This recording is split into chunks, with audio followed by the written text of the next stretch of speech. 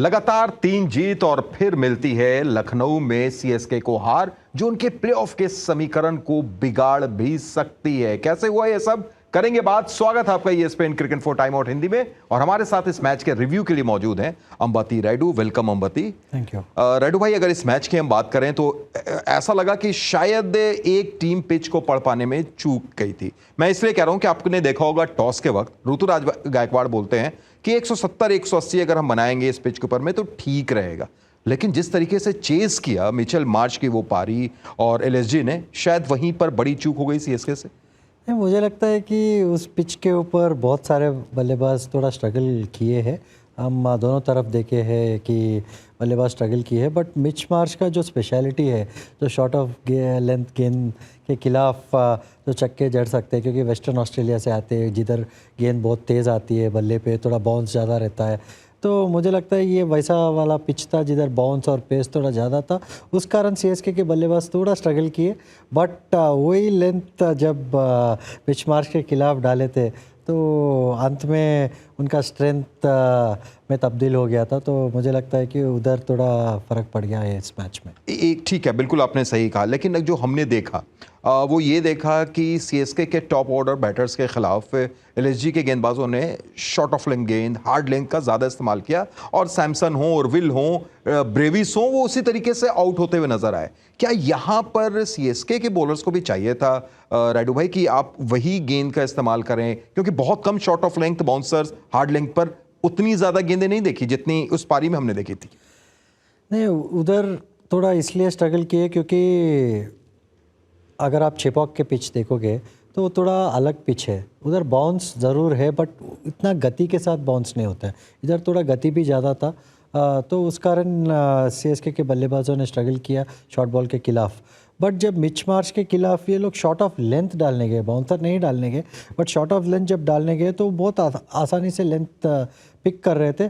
उनके खिलाफ शायद मिड ऑन अगर पीछे लगा के लॉन्ग ऑन की तरफ लगा के फिर अगर ऊपर गेंदबाजी करके फिर बीच में एक शॉर्ट बॉल डालते सरप्राइज़ के तौर पे, तो फिर शायद थोड़ा ज़्यादा इफ़ेक्टिव साबित होते थे। बट मुझे लगता है कि इनके प्लान्स स्पेशली इंग्लिश और मिच मार्श के खिलाफ सही नहीं थे।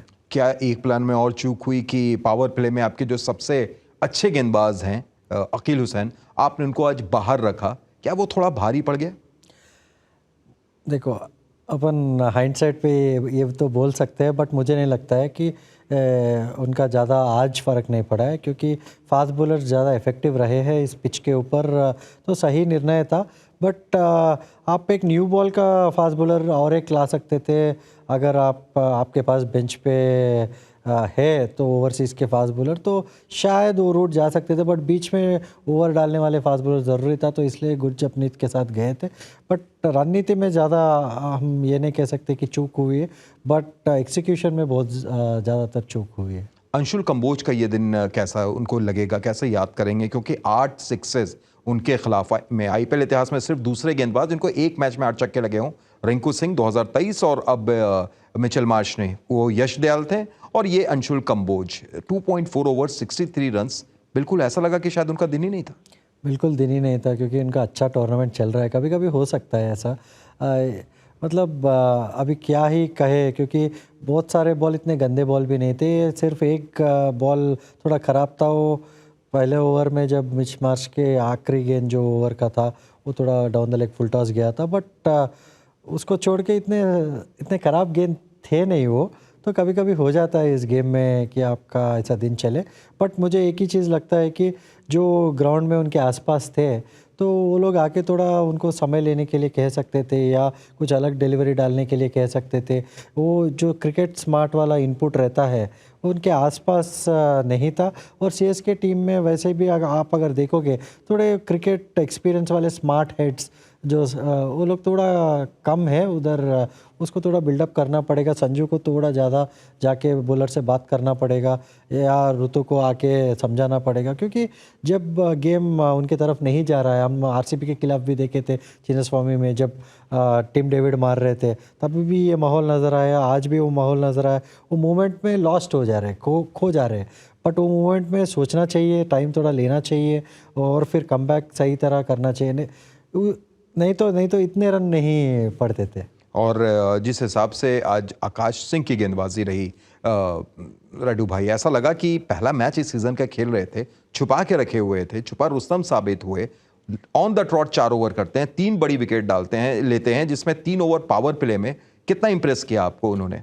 बहुत ज़बरदस्त गेंदबाजी की है क्योंकि उनके चॉइस ऑफ डिलीवरीज बहुत ज़बरदस्त थे। ज़्यादा रूम नहीं दिए इंडियन बल्लेबाजों को और क्रैम्प कर रहे थे, क्योंकि हमने देखे कि ऋतुराज गायकवाड़ रूम पसंद करते, संजू सैमसन रूम लेना पसंद करते, ऑफ साइड की तरफ मारना पसंद करते।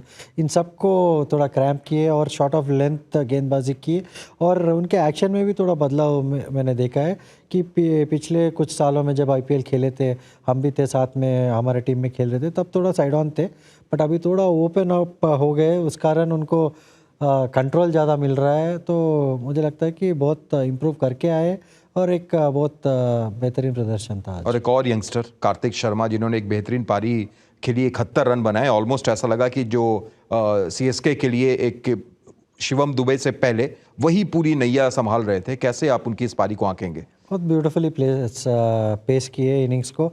अगर आप देखोगे उनका स्ट्रेंथ, अभी तक हमने देखे कि स्पिन के खिलाफ अच्छे शॉट लगा रहे थे, बट इस गेम में मुझे लगता है प्रिपेयर होके आए कि LSG के गेंदबाज उनके खिलाफ थोड़ा शॉट गेंदबाजी करेंगे। तो उनके पुल शॉट्स जो 2 या 3 पुल शॉट हमने देखे, बहुत बेहतरीन पुल शॉट्स थे। इनके पास टाइम भी है फास्ट बॉलर्स के खिलाफ, तो मुझे लगता है बहुत इम्प्रूव खिलाड़ी है जब से स्टार्ट हुआ था IPL, और जब अभी हम देख रहे हैं तो बहुत इम्प्रूवमेंट दिख रहा है उनके गेम में।